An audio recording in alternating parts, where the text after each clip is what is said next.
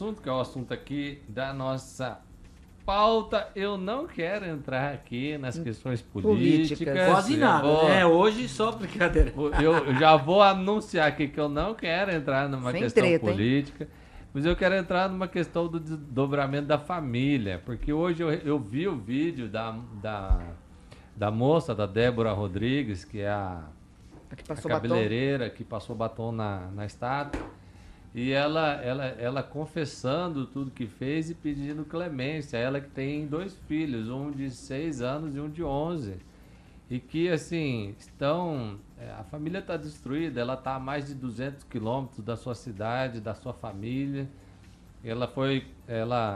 O que está sendo cogitado, né, foi pedido uma vista para que o processo seja melhor entendido e que não seja uma condenação assim de cara para 14 anos, mas ela pode pegar 14 anos de prisão. E eu, assim, do que eu tenho visto da reação da maioria das pessoas é que é uma desproporção do que a gente acaba vendo Da normalidade. Isso. E a maioria das pessoas estão olhando para ela, sim, de fato ela fez algo errado, sim, de fato ela deveria pagar alguma coisa, ela deveria ter talvez uma pena ali, uma multa, deveria reparar, mas a sensação que eu tenho visto das pessoas é que não enxergam ela como uma criminosa.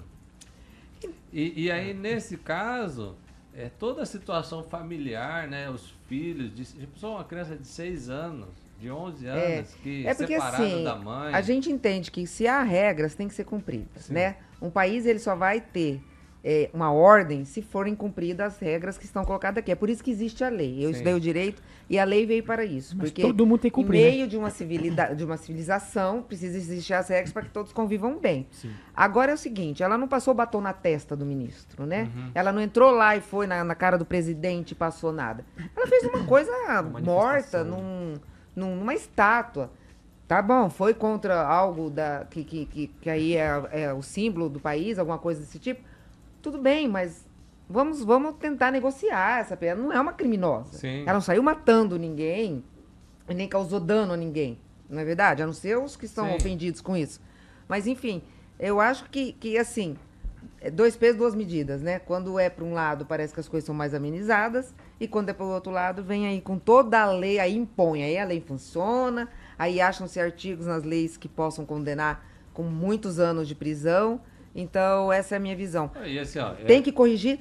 Tem. Mas eu não estou achando aí aonde encontraram tanto que ela gravidade. foi... Bode expiatório, Posso só né? falar as 5 condenações dela? 5 crimes, né? Foi golpe de Estado, abolição violenta do Estado Democrático de Direito, organização criminosa armada, dano qualificado e deterioração de patrimônio tombado. Qual que era a arma? O Então, batom? eu acho que a arma era o batom, mas por um lado, assim, da família, eu acho que a família deve ficar pensando, pô, o que minha mãe fez, né, o que minha esposa fez, porque saiu essa semana que eu vi que a Elise Matsunaga lá, que esquartejou o marido, teve a pena reduzida para 14 ou 16 anos. A Então pena é uma funciona desproporção só pra muito grande, porque... Mas, ó, eu ia citar até o Henrique, uma situação assim, né? Aqui em Maringá, um sujeito que já atropelou alguém bêbado, atropelou uma pessoa que nós conhecemos, a pessoa faleceu e ele tá solto, tá nas ruas, entende? Aí quando você vê uma situação dessa, com uma pessoa embriagada, matou uma pessoa e tá solto, e você vê uma mulher que passou batom numa estátua, tá presa, eu não sei, isso me doeu, isso me doeu nesse dia. Eu quando vi o vídeo... Aqui fala, pode pegar. Pode pegar, então tem a possibilidade ainda não, mas assim... Pode vir para 2 anos. Ia ser a decisão hoje e aí foi pediu a vistas, né? Mas ainda assim, eu não sei se vocês lembram do ano passado que teve uma votação na Assembleia Legislativa aqui do Paraná e teve invasão, quebraram tudo, e aí? A galera não tá presa, né? Não. Aí a pessoa desenha lá com um batom e ainda depois um zelador foi lá e limpou. Por exemplo, a greve no Brasil, ela é aceita, é um direito da pessoa. E quantas pessoas não param, não fazem um movimento, ou param uma avenida, ou acaba quebrando as coisas porque junta muita gente? Quantas vezes a gente já não viu greve que deu um monte de problema? Nunca ninguém. E está previsto em lei. Não vamos justificar um ato que ela foi, que fez, tá tudo bem, mas simplesmente olhar contra os olhos também, não precisa para tanto. Eu acho que o olho da misericórdia, sabe? Eu assim, eu acho que a gente tem que ter esse olhar da misericórdia. É uma mulher, é uma mãe, são crianças que estão sendo despedaçadas a troco de assim, um exagero. A sensação é que é um bode expiatório. É um bode né? expiatório. É um bode expiatório. Agora, eu fico pensando assim, quando eu olho, por exemplo, para aquilo que aconteceu nos Estados Unidos, né? Quando o Donald Trump perdeu a eleição, Capitólio, os caras invadiram lá. Também. E não teve conversa. Invadiu lá, passaram bala, teve gente que morreu lá, né? Então, eu acho que cada país imprime um rigor. Uma cultura, né? Uma cultura de resistência ou de autopreservação daquilo que é o seu patrimônio mais sagrado. Não é sagrada a expressão, né? Mas aquilo que lhe é mais caro, né? Nos Estados Unidos aconteceu isso e entrou lá no Capitólio, se não me engano, e os caras desceram bala mesmo e hoje a gente quase nem fala disso. Teve dinastia, né? Eu penso que isso aqui é um bode expiatório, é exagerado. Agora, nós precisamos refletir também sobre o que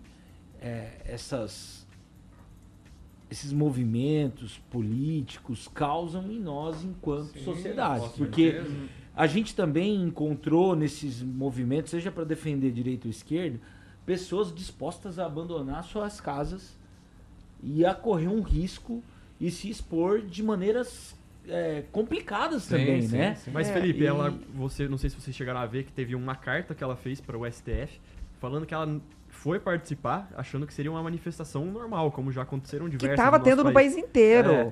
Só que ela chegou lá, Maringá teve. Começaram a invadir e ela não chegou nem a entrar em nenhum prédio, entendeu? Então ela... Sim, não, é uma coisa assim, eu acho extremamente desproporcional. Agora, eu acho que a gente se expõe por causas que não vão nos dar respaldo. Sim. Porque o próprio movimento não conseguiu respaldá-la e defendê-la de maneira nenhuma. Claro que hoje a gente encontra, né, pessoas que são da direita, que estão lá no Senado e que levantam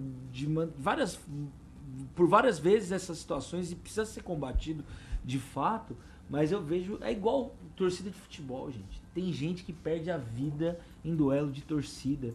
Então, nesse sentido, eu acho que o mundo vai a pior, entende? Sim.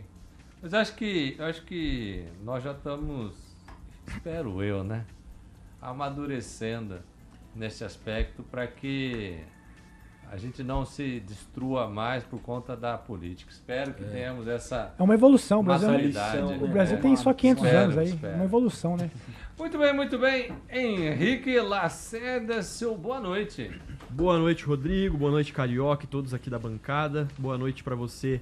Como diria a Juna, já que ela não está aqui, obrigado pela carona. Obrigado por você ter nos ouvido aí no caminho pra sua casa, pra sua faculdade, pra onde você estiver indo. E até amanhã. Muito bem, Henrique Bolsoni, seu boa noite. Boa noite, Rodrigo. Boa noite, bancada. Um prazer estar aqui novamente. Nossos ouvintes aí, um beijo e um abraço para todos aí. Muito bem, mas Mox, seu boa noite. Boa noite, pessoal. Um excelente final